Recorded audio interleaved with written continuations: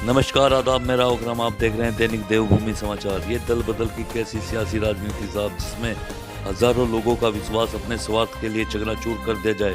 दरअसल एक ऐसा भवंडर मचा जिसमें सबका विश्वास चकनाचूर हो गया।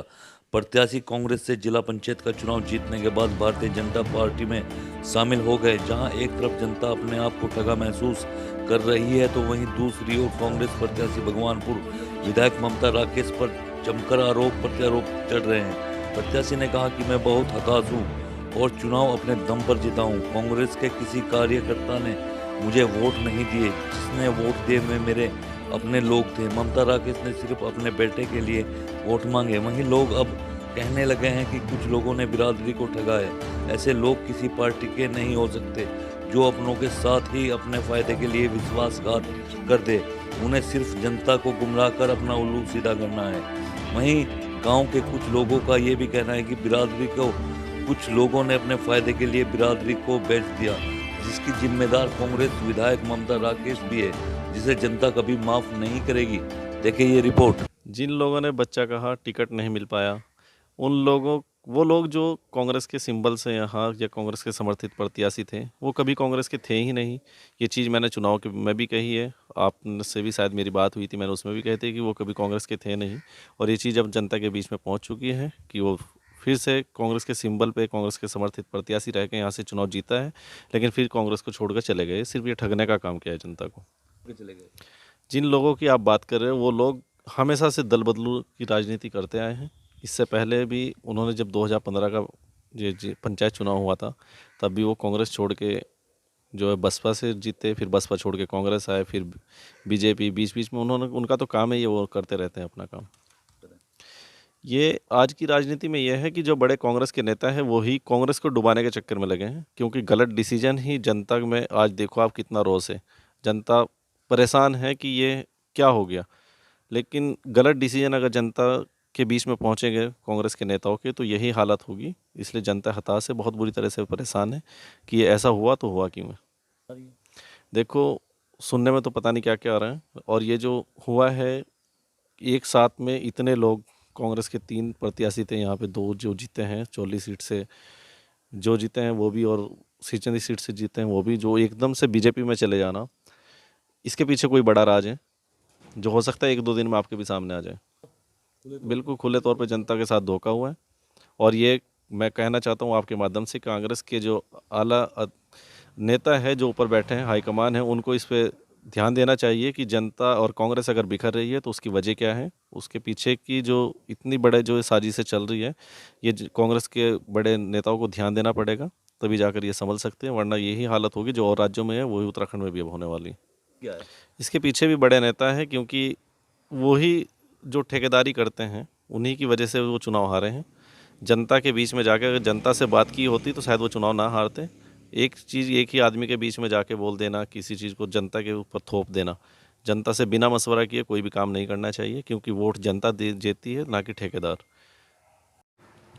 इन्होंने जो हमारे सदर साहब हैं और जो कांग्रेस का टिकट लेने वाले एहतसाम उर्फ भूरा हैं, इन्होंने बिरादरी और पार्टी को धोखा दिया। और पहले भी इन्होंने एक बार जब कांग्रेस में थे सदर साहब, तो बीजेपी में चले गए थे। उसके बाद फिर बहुजन में आए, फिर कांग्रेस में आए और फिर बीजेपी में चले गए। ऐसे लोगों का क्या यकीन है जो बिरादरी को और मुसलमान को धोखा दे रहे हैं। के लिए हाँ, जनता मायूस है बेचारी।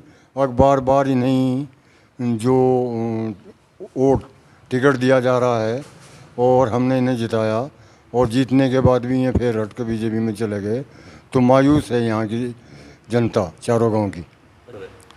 पहली राजनीति, हम तो भाई 50 साल हो गए राजनीति करते हुए हो। आज की राजनीति स्वार्थ की है, पैसे के बल पर हो रही है।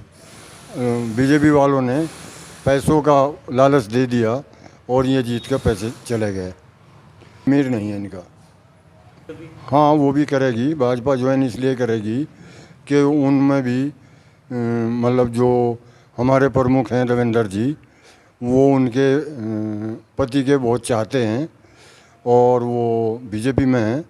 वो उनका गठबंधन है, वो भी एक लोगों को धोखा है कि वो कांग्रेस की है, वो भी बीजेपी में जाएगी, भाजपा ज्वाइन करेगी। जा सकती है वो भी, इसलिए कि उसे इस बात का पता है कि यहाँ कांग्रेस सीट तो जनरल हो जाएगी और तू लड़ नहीं सकती, भाजपा में जाकर कहीं और से टिकट हो जाएगा। इसी का मेरा कहने का मतलब ये है कि ये 3-4 गांव जो इसमें लग रहे थे, ये गाड़ा बिरादरी के गांव थे और गाड़े को ही टिकट दिया कांग्रेस पार्टी ने, और इन्होंने बिरादरी का अपमान किया। हाँ, वो देखो भाई, सपा कल्ला में भी सीखा होगा, जालिम का तो इलाज होता है। दरअसल बात यह है कि मैं चुनाव लड़ा सिरचंदी सीट 18 से, कांग्रेस का समर्थित प्रत्याशी था मैं।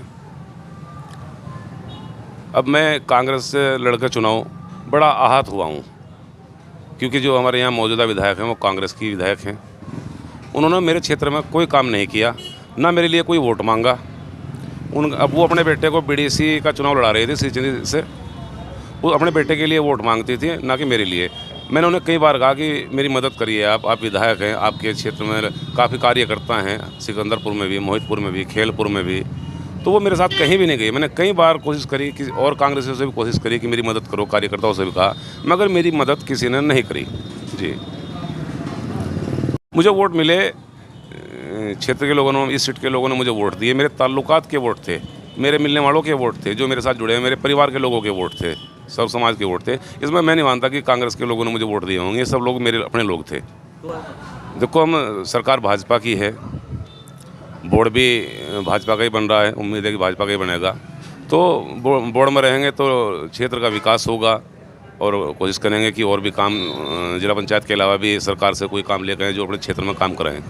जी, वो तो कुछ लोग विपक्षीगण तैयारी कर रहे थे रिकाउंटिंग कराने के लिए कि हराया जाए, मगर ऐसा नहीं होगा, क्योंकि मुझे पूर्ण विश्वास था कि भाजपा सरकार में ऐसा नहीं होगा।